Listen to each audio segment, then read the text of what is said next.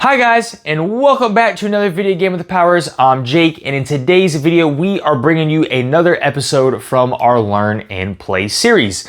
In today's episode, we are going to be taking a look at the board game Northwest. Now, Northwest is coming to you from Brickhouse Games. This is a game for 2 to 4 players, ages 7 plus, and right around 30 minutes per playthrough. The main objective here with Northwest is you guys are going to have a central board with all these different cubes on there, and you're going to be moving this little hiker around, and you are going to be collecting these little memento cubes. It's almost like a set collection style game, and depending on the sets of cubes that you collect, they're going to score points in many different ways. So let's go ahead and jump down to the table where we can learn and play this game together. All right guys, so we're down here at the table where we have everything set up for what would be a 2-player playthrough of the board game Northwest. Now before I dive into this video guys, I do want to note that this is the Kickstarter edition of the game. So if Northwest ever comes to retail, I'm not sure if it is at retail at this current moment. There might be some upgrades or some differences in the version you see here today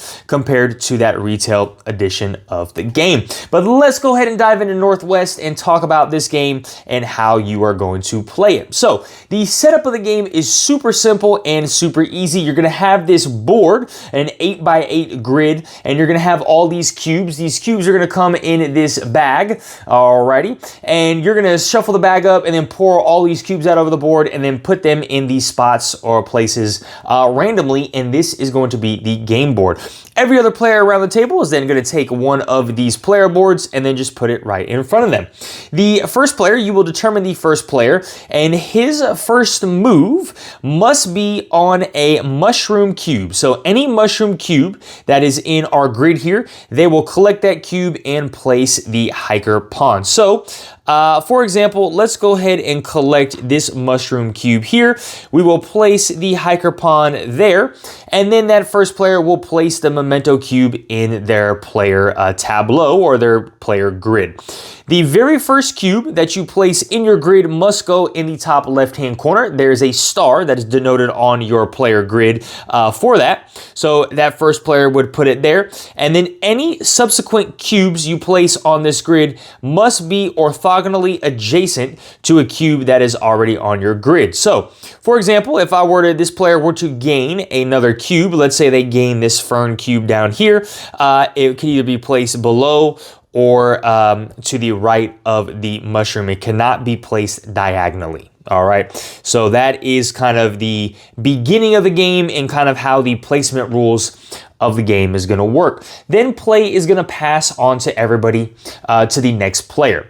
So the next player needs to be aware of the cube that the previous player just took, because that is going to determine the movement here of how that player can move our hiker. And so they do have a nice handy dandy player aid for you.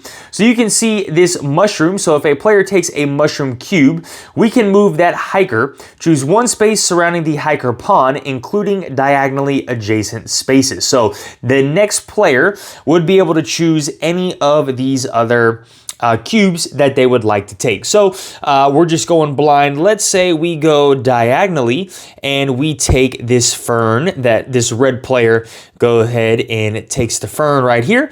Again, he needs to place this in the top left-hand corner of his board, and now his turn is complete and would pass to the blue player. So the blue player needs to take note that he, well, fern, I think it's a leaf really. I said fern, but leaf, or maples, I believe is what they call them. So the red player took a maple. So on the blue player's turn, he needs to choose one space immediately diagonal to the hiker pawn. So that would be his. If a player chose a fern, right, we would choose one space immediately orthogonally adjacent at a right angle but not diagonal to the hiker pawn. All right, if a bee ever gets selected, we're going to choose one space L-shaped away from the hiker's pawn, so our knight's move. And then our Bigfoot here, choose any space in the same column or row as the hiker pawn.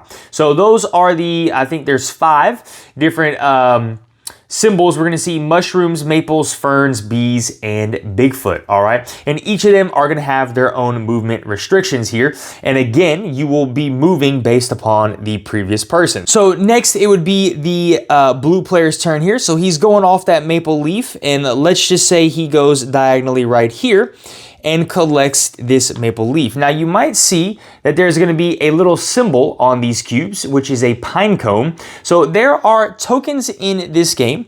We got some pine cone tokens that are going to be able to do something. They're gonna be able to, you can spend these resources here to be able to move one additional movement orthogonally on your turn after you make your normal movement. So let's say, for example, in the previous situation, this blue player had this pine cone token, right? So he would make his normal move based off the maple, which is diagonal. All right, and then he would spend his pine cone token here, and now he could take one orthogonal movement, one additional movement orthogonally. So, you know, he could choose to get the bee, he could choose to get the fern, whatever he wanted to do. But in this case, it probably just make the most sense to get this maple leaf because it would have that pine cone symbol on there. But that is the pine cone. So any memento cubes that have that pine cone symbol, when you collect them, you get the pine cone token, and then you can spend these tokens again after you take the normal movement rules to take one additional orthogonal movement for your hiker. And that, guys, is really the basics and all you need to know in how to play Northwest. So you guys and the players around the board would just go ahead and continue taking these particular movements. So, you know, let's say the next player goes and takes the fern.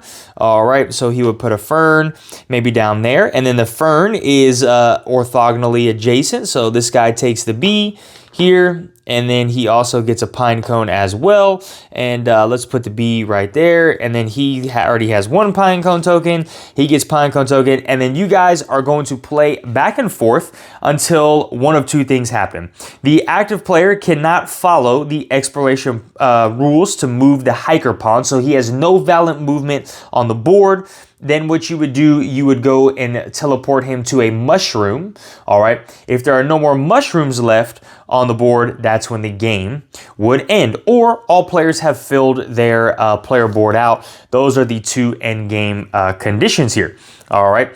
Once the game is over, you guys are now going to score the game. So this is the particular scoring for each of our sets of cubes that we're collecting. So the mushrooms right here is going to score you 1 victory point for each mushrooms. Player with the most mushrooms gain additional points equal to half of the mushrooms total.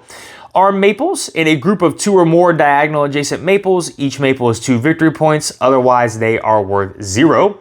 Our ferns, in a group of 2 or more orthogonally adjacent ferns, each fern is 2 victory points, otherwise they are 0. Our bees here, you get 1 victory point for each unique kind of memento surrounding each bee. This includes diagonal. Bees do not count towards other bees scoring. And last but not least, Bigfoot here. 5 victory points per solitary Bigfoot. Any 2 or more Bigfoot that are immediately adjacent scores 0 points. Any 2 Bigfoots that share the same column or row also scores 0 points, and then 1 victory point per unspent pine cone at the end of the game. So you guys will take a look at your board, you will score your board, and then the winner is going to be the player at the end, obviously with the highest score, and they got a score pad right here for you as well. All right, guys, well, look, that is Northwest in a nutshell. That is everything you need to know to be able to play this game. Super simple, super easy, clear instructions, and of course, comes with player aid here, so you guys can have the scoring rules and the movement rules on the backside. All right, guys, well, look, I hope you enjoyed this learn and play video of Northwest. I hope my instructions were very clear, and if you do purchase this game, that you are able to, after watching this video, get this game to the table or teach it to somebody else that you might know. If you enjoyed this content, smash that like button, hit that notification bell, drop down in the comments below. What do you think, guys, think about this game? Do you think this is something that would be added to your collection? And as always, guys, if you are not subscribed to our channel, please go ahead and subscribe so we can keep bringing some more awesome content. All right, guys, y'all have a great one. Bye.